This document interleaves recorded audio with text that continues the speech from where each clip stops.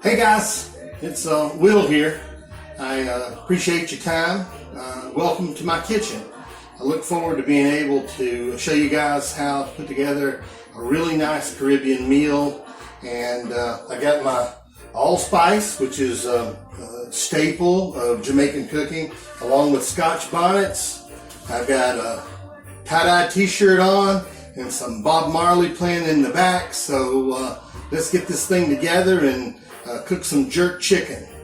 I'll be right back to show you the spice ingredients. So guys, as we mentioned in the email, we have an option here as far as being able to put together the jerk marinade. There are quite a few brand names that are available out there. I mentioned a couple of them. Grace would be one that's very commonly available across a lot of different grocery store chains out there, Publix, Kroger's. I don't know where all you would be and have access to. Another one that I prefer over the Grace is Walkerwoods. It's a traditional Jamaican jerk cuisine. If you're in a hurry, this is great stuff. It's not bad at all. In fact, it's pretty remarkable how good that it is, but there is a difference whenever you're able to put together your own marination from the ingredients that you have in your cupboard, and you really can tell the difference here. What we've got is garlic, we have dried thyme, dried parsley, we have brown sugar, we have salt, we have paprika. I use smoked paprika here. Here is the allspice. It is a staple of Jamaican cuisine. I also have black pepper here, and for this particular recipe, I do prefer a smoked black pepper that you can get. One of the things I found out early on in cooking is that spices are a large part of the cost that are associated with cooking. It's one of the reasons that all the cooking packages and food services that they mail you all the ingredients to are doing so well right now, because you start looking at smoked paprika at, I don't know, $6 for a 2-ounce jar, and smoked black pepper, I think it's $8 for the smoked black pepper. It's kind of crazy on that. One of the things I did point out is the allspice, which is a Jamaican staple here. I have the whole actual allspice berries that I like to use. We put these inside of a spice grinder like we've got right here and come up with this powder. It makes all the difference in the world as far as the flavor profile of the jerk seasoning, and the use of a dried allspice that's already pre-ground. This is pretty unbelievable. This is a product of Jamaica, and it is very much the center point in the taste profile of jerk seasoning. Once again, I've got the black pepper, smoked black pepper, and then this next ingredient is called Scotch bonnets. It's oftentimes confused with habanero peppers, but it's not a habanero. Habaneros are red, and they're a little bit more squatty, meaning this end is kind of pushed in just a little bit here. The squatty pepper, this is a little bit elongated, and it has a beautiful orange color. But it is hot, so I don't want to fool you that this is not hot, but it's not as hot as a habanero. So be sure that when you're looking for this type of pepper here, that you get the Scotch bonnet. And the way that you can tell, of course, is the color and the elongated. I'd like to show you how you cut this thing. I'm going to grab a little knife over here and show you that the part that's really hot is the white flesh on the inside and all of the seeds.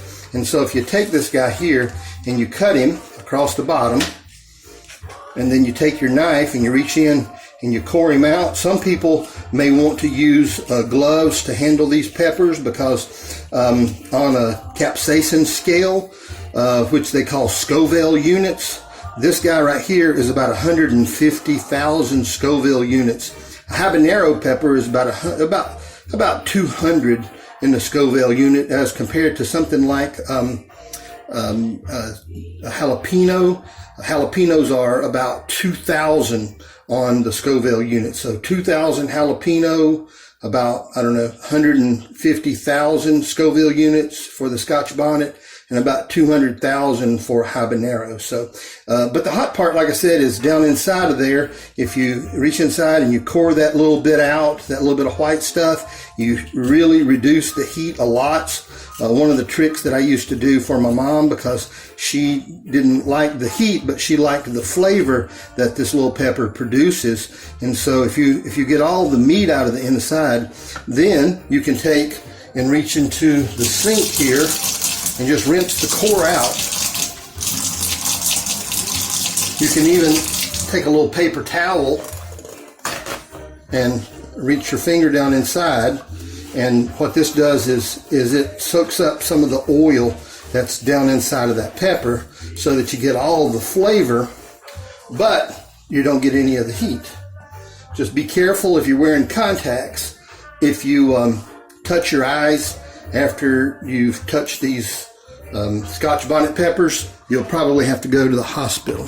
So that's my warning about the Scotch Bonnet peppers. Whoops. Here we'll take the Scotch Bonnet, we'll put it into some smaller pieces, into little julienne strips, and then run that through there in a very rough cut. This is not going to be part of the actual dish itself. This is going to be only in the marination, and there'll be very little of this that actually incorporates into the final dish. So once we have all that together, excuse me.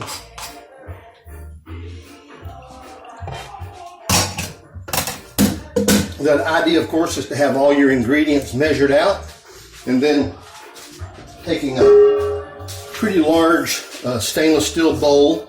I like to use this one. It's deep enough that I can incorporate all of the ingredients and then add my chicken to toss it later. So in here we'll go in with the garlic. We'll go in here with the thyme. We'll go in here with the dried parsley. We'll go in here with the sugar. This is brown sugar, and something very interesting about sugar itself. Sugar itself is a monosaccharide, also called sucralose, not sucralose, sucrose. So let me get my chemistry lesson here for you. Sucrose, being a monosaccharide, when it's added with salt, which is sodium chloride, the sodium chloride and the sucrose combine to make a disaccharide. And there's many different disaccharides out there, but the combination of sugar and salt make a disaccharide that actually breaks down protein. And so it actually starts on the more dense tissue of protein first. And so when you marinate your chicken with the combination of salt and sugar, it breaks down the fibrous material in between the muscle tissue and the tendons that are inside of all, muscles that are part of, chicken. And it causes them to be much more tender. And the gap that's actually made by the protein that's broken down gives a way for the chicken to absorb much more of the flavor. So most of your marinades should have a combination of sugar and salt to be able to make that disaccharide. I got my smoked paprika.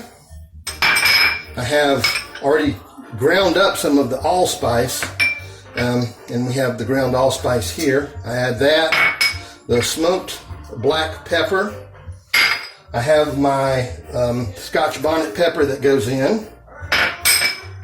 I have the nutmeg that goes in, and then a little bit of cinnamon. It goes in the mixture too. You take that and you work all your dry ingredients and those peppers into a combination of all the various dry ingredients there. And then we add our oil. Once again, as I mentioned in the email, you could really use whatever oil that you want. I said extra virgin olive oil in the email. Jaron and myself, we actually use an organic avocado oil. It has a lighter flavor and a higher smoke point. So if you're actually frying with this, you can cook at higher temperatures, and so it doesn't actually have the singed flavor that you get with olive oil sometimes if you're trying to saute. If you're interested, you should try that out. It's a beautiful color, has a great consistency to it. It's avocado oil. So we add the avocado oil, and we add our balsamic vinegar. Once again, you can use whatever type of vinegar that you want. You want to be able to add a little acidity here. It gives a brighter flavor to all of the other ingredients that we've added. You have all that mixed together. Now, we can take and look at our chicken. Chicken is one of those things that you can source from a lot of different places. The chicken itself comes in whole. You can have it cut up into like an 8-piece cut or a 9-piece cut. Oftentimes you can get it just the split breast. You can get bone-in split breast. You can have boneless, skinless breast. A variety of ways that a chicken can be cut up. For this recipe, you can use whatever kind of chicken that you want. You can use quarters, which would consist of breast, wing, leg, and thigh. You can cut that up into 4 pieces. I suggest for this recipe here that we use 4 pieces, and I'll show you why when we look at pots and pans in just a few minutes here. I had these trimmed up myself. I always like to have the skin trimmed up around the edge. I don't know if you've ever had the unfortunate tag of flesh that's associated with a chicken thigh, but oftentimes they take the skin that comes off of the back of the chicken, and when they cut the thigh, they wrap that around and tuck it underneath so they get a heavier weight whenever they're selling you the chicken. You can take those to the butcher at your local store, and they'll trim that up for you. They won't charge you any less, but they'll trim it up for you. I took these and trimmed them up myself so that they're nice and neat. What we want to have is some even skin across the top of the chicken. When this cooks up, this skin here will be really crisp, and the flesh on the inside, the meat on the inside, will be juicy and moist and full of flavor. And so now that I have my marination in the bowl, I can just take and use the chicken. I like to just put it in with the skin side down to begin with. Just take the skin side and place it down inside your marination.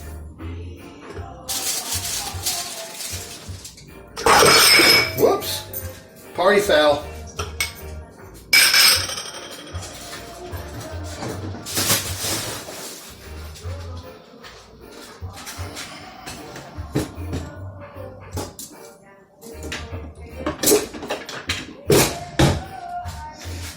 In your kitchen, I find that I gravitate towards the same cooking equipment over and over again, and I try to diversify and try other things whenever I'm doing my cooking so that I can appreciate all the tools. I got every kind of utensil that you can possibly imagine, but this one tool right here, I just keep coming back to it.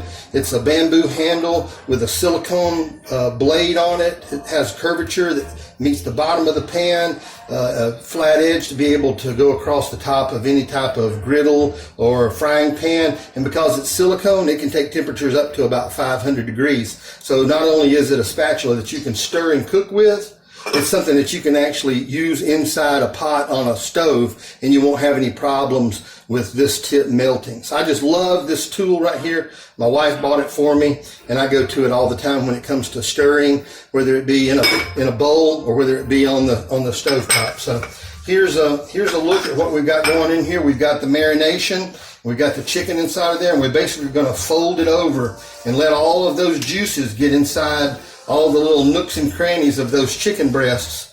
And you can see that it's starting to take on a nice chestnut color here, and really start to smell all of the wonderful spices that we put in there. And it just is going to be so delicious when we cook this on Friday afternoon. So I will take this now. As I mentioned in the email, we also need a Ziploc bag, a gallon-sized Ziploc bag to be specific. And this is so that we can hold all of the chicken together and have the marination lay against the flesh of the chicken. So I always like to take tongs here and take your chicken pieces and add them to the bag as such.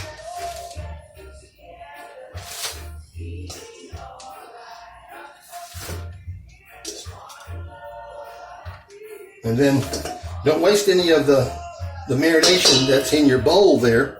What you're going to do is set your bag so that you can have it open like that. And then using that great spatula I just put the sales pitch on you for, you reach in there and you get all of the goody stuff and you push it into the top of the Ziploc bag, trying not to make a mess so that your wife doesn't get all bent out of shape when she comes home in about 10 or 15 minutes. So that is it as far as the marination goes for the jerk chicken. It's wonderfully aromatic, and when we cook this Friday, you're going to be amazed at how good that's going to turn out. So I'm going to take this now, and what I like to do is I like to roll it so that I can get as much of the air out of the bag as I can. Give it a little push and then seal that off so that the bag itself is holding all the marination against there. And then for safety's sake, sorry about the sound, get out a little smaller stainless steel bowl and we can just add this to that bowl like that. We're going to pop it back in the refrigerator and let it hang out until Thursday afternoon. So what I'd like to remind everybody is that if you're watching this video, you should be doing this marination step on Thursday afternoon or Thursday night. You don't want the chicken to be over marinated. I'm going to cook this chicken actually tomorrow, and I'll have some others that we marinate on Thursday night for Friday. I wanted to be able to get this video off to you guys so that you'll be able to prepare in advance. So once again, Thursday night, this only needs to marinate for about 24 hours, 15 to 24 hours would be sufficient amount of time. So if you're doing this Thursday afternoon, when we start at 4 o'clock on Friday, the only thing that you'll need to do before you come to the class is preheat your oven to 425 degrees. Once again, 425 degrees is what we want the oven temperature set at. In the summertime, I actually cook this by putting it on the grill and get a nice char on it from the grill. But right now, with it being wintertime and not everybody having access to their grill, I think that the oven is the best method. And so oven at 425 degrees. I'm going to cut right here, and we're going to come back in just a minute. I'm going to show you the types of pans that you can use to be able to cook this dish, one dish in the oven. So with that, thanks. I'll see you in a couple of minutes. Hey guys, we're back. What I wanted to do is run through real quickly the types of dishes that you may want to use in order to be able to prepare this. I have 3 different dishes that actually could be used to prepare this. The things that we're looking for is the ability for it to go into the oven. And so here we have, the basic cast iron skillet.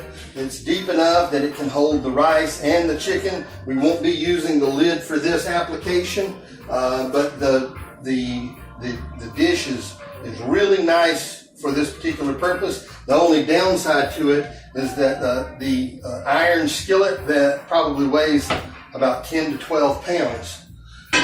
Next we have a Dutch oven. The Dutch oven, of course, as long as it has the metal handles on the outside, this is something that you would be able to use as well.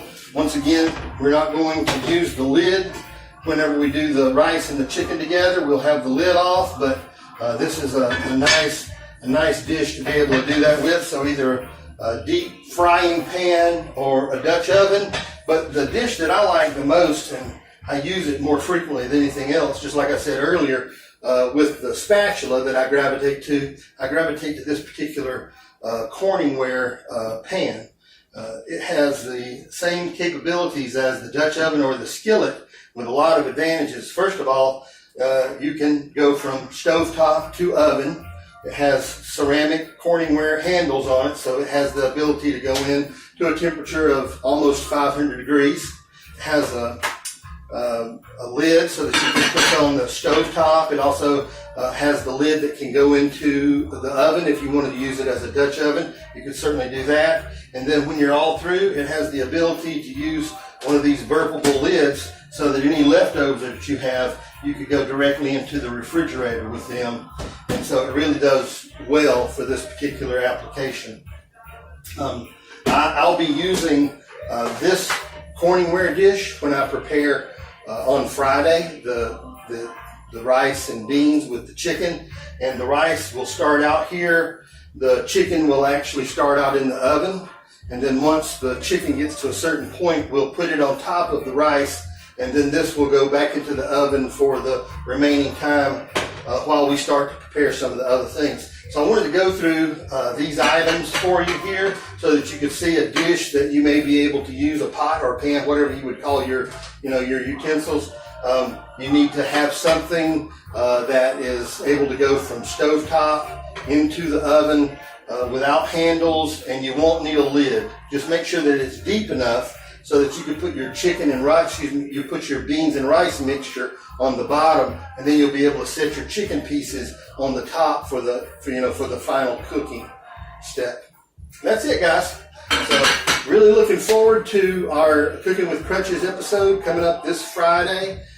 Remember, if you want, you could go ahead and measure out all your spices if you're going to use the marination process. That would be done on Thursday night, or you could use the jarred. The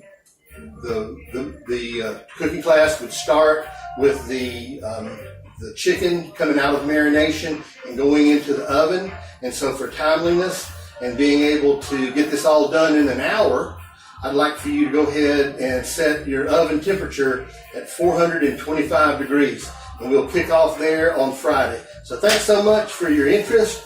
And I hope this is going to be as fun for you as it is for me. So everybody have a great night, and we'll talk to you soon. Don't hesitate to give me a call or shoot me an instant message if you have any questions about ingredients or preparation along the way.